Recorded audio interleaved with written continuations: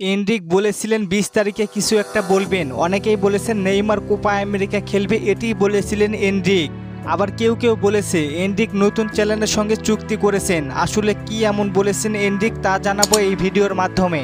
আল হিলালের coach বলেছিলেন অক্টোবরের আগে মাঠে ফিরতে পারবেন না নেইমার। ২১ তারিখ থেকে শুরু হয়েছে কোপা আমেরিকার আসর। তাহলে এনরিকের একটি কথায় পুরো ফুটবলে ঝড় তুলে দিয়েছে।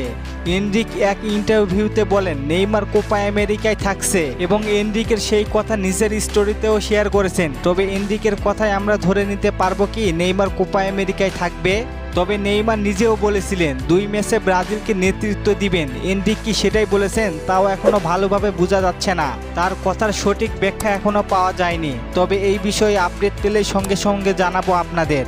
আশা করা যাচ্ছে মার্টিনেল্লি ও ইভানিলসনের ইনজুরিতে পড়া ভালো কিছুই আসছে। ব্রাজিলের ম্যাচ শুরু ২৪ ঘন্টার আগে দরিবাল জুনিয়র স্কোয়াড চেঞ্জ করতে পারবেন। আপনাদের কি মনে হয় সত্যি কি কোপা আমেরিকার স্কোয়াডে থাকবেন নেইমার? জানিয়ে দিন কমেন্ট করে। চলেন আপনাদের কমেন্টগুলো দেখে আসি। বিজয় ভাই কমেন্ট করেছেন আমার মতে এডারসনকে গোলকিপারের দায়িত্ব রাখা উচিত ছিল কোপা আমেরিকায়। ভাই সে দলের সঙ্গে নেই, থাকবে কোপা আমেরিকায় কিভাবে? মাইদুল ভাই কমেন্ট করেছেন মোবাইল দিয়ে কিভাবে কোপা আমেরিকার ম্যাচ দেখব? ভাই ম্যাচগুলো দেখতে হলে ফেসবুক বা ফুটবল টিভি এইচডি অ্যাপস থেকে দেখতে পারেন।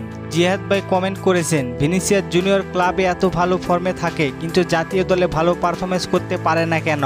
ভাই মাঝমাঠ থেকে যে লং পাস দেওয়ার মতো ব্রাজিল দলে কোনো প্লেয়ার নেই। যেমন রিয়ালে দেখবেন লুকা মদ্রিচ ও টনি ক্রুসের মতো প্লেয়ার রয়েছে, সেখান থেকে ভিনিসিয়াসকে খুব সহজেই বল দিতে পারেন তারা এবং গোলও করতে পারেন ভিনিসিয়াস।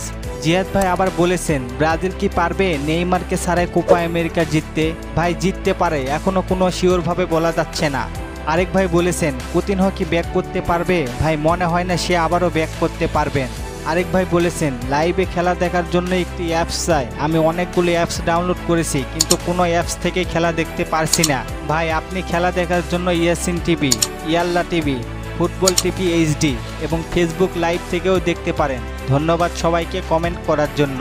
আর আপনাদের নতুন কোনো প্রশ্ন থাকলে কমেন্ট করতে পারেন, পরবর্তী ভিডিওতে রিপ্লাই করব। ভালো থাকবেন সবাই।